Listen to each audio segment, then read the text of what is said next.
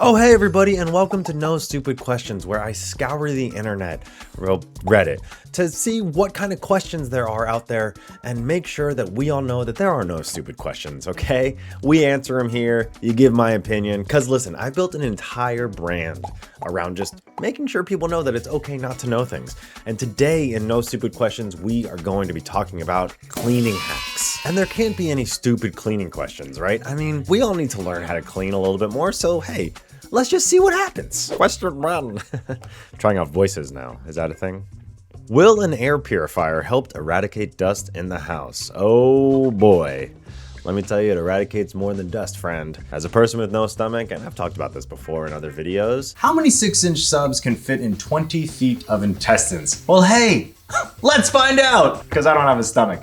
It goes straight to my intestines. It eradicates smells. It eradicates dust. It eradicates so much. It's incredible. And I don't really think this is a stupid question because what do air purifiers actually do? And you can really tell by what the name is of the thing. This is a perfect scenario of thing named, thing does. Air purifier purifies the air. Thanks, air purifier. Actually, I have an air purifier in here. It's down there. Hang on a sec.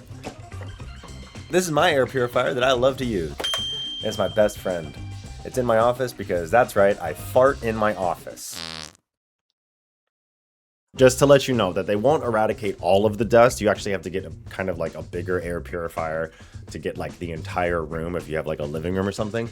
But in like a smaller office like this is, I think this is like a 9x7 or something. This is the kind of air purifier that you want because it's a little bit smaller, but it really covers a lot of the stuff that you need in here. Corgi Pantaloons agrees with me that air purifiers will help dust. It will filter it out, yes. That's what they're there for. Do you open the windows when you vacuum? Excuse me? Am I supposed to be opening the windows when I vacuum? There's a cleaning hack I didn't know until I was in my 30s. Blah, blah, blah, blah, blah, blah. Here's something I didn't know until I was in my 30s. Every time I say that, I make money.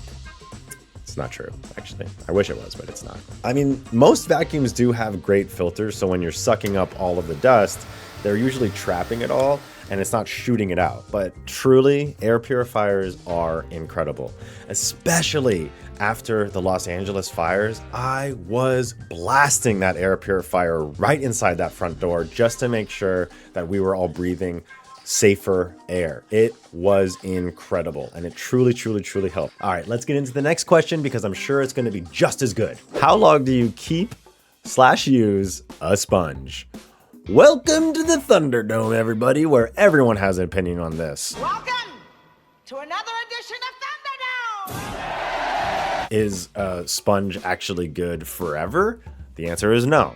Is a sponge good for the first like 3 weeks? Also, maybe, possibly no. We use Scrub Daddies and don't clean dishes with it more than a few times a week. And even then, it's only a single dish or two.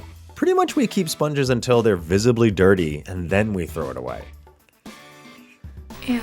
This is a perfect no stupid question because we're just supposed to walk around and know when to throw away a sponge. You don't.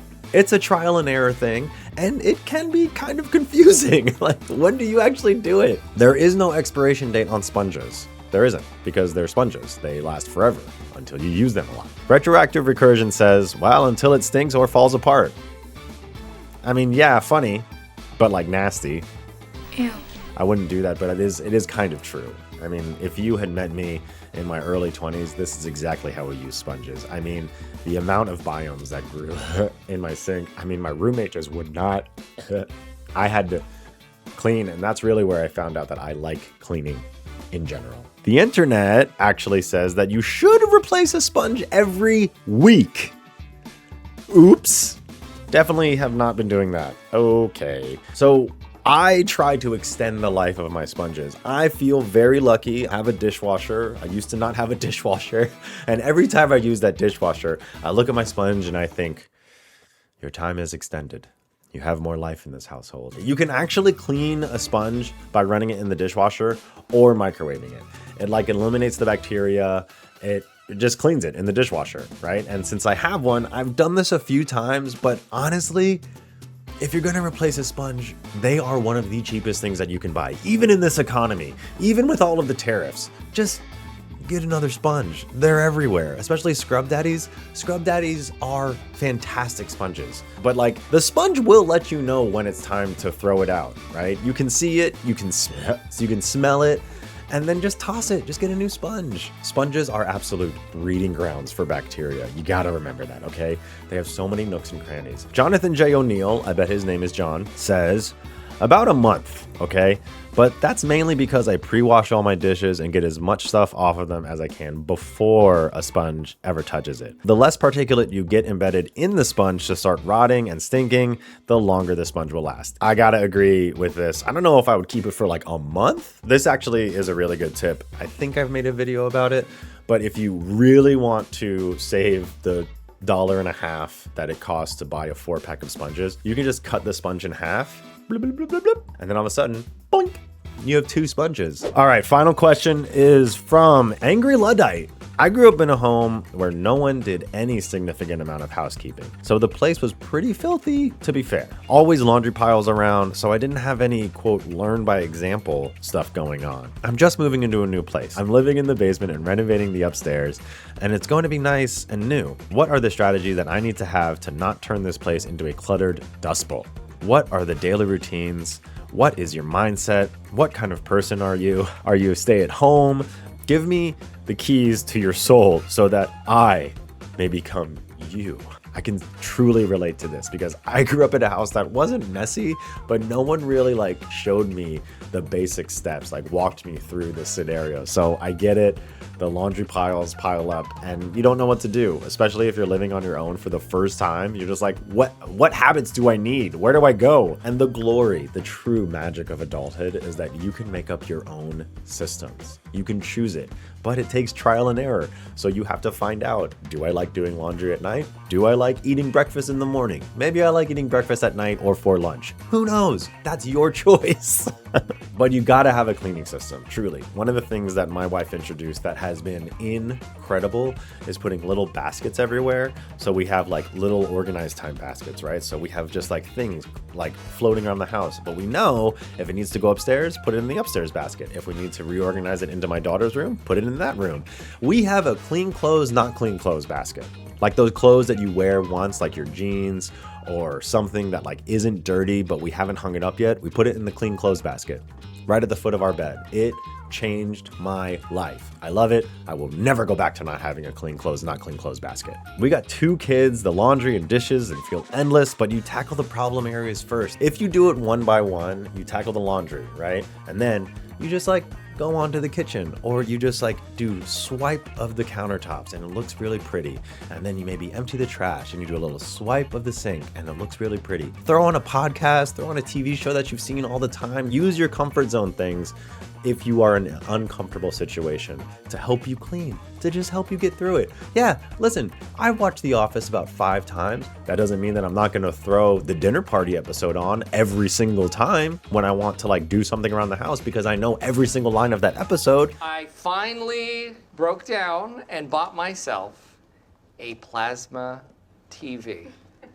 Check it out. It helps. Trust me. And if it's like a brainy episode of like something you learned, maybe you can learn about cleaning while you're cleaning, right? That would be a cool little podcast. And look, you're learning and you're cleaning at the same time.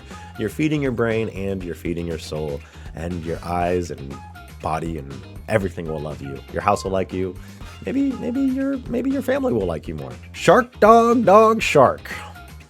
These usernames, I swear, are just incredible. Always clean as you go. Don't put it down, just put it away. That's the basket, right? If there's a room in your house that seems to get cluttered quickly with things that don't belong, this is the living room for me. Keep the small basket. Oh my God, basket! Look, it actually talks about baskets.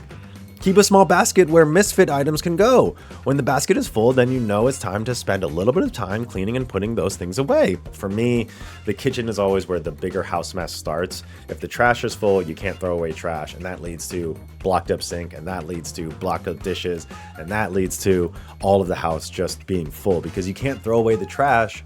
So throw away the trash first. That's actually probably my best tip. Angry Luddite, I hope you see this video, and anyone watching, let me know what you use in the comments, because like I really do want to help as many people as possible here. It's okay to take steps to learn these new systems that you were never taught. That's totally normal. And trust me, You can do it. We all believe in you. I think that these were like some of the best no stupid questions that I've ever asked. So thank you. In the comments, if you have a stupid question, I think that we should all see it. And I hope that you enjoyed this video. And you know what, YouTube, I love you. And I'll see you in the next one. Okay, bye.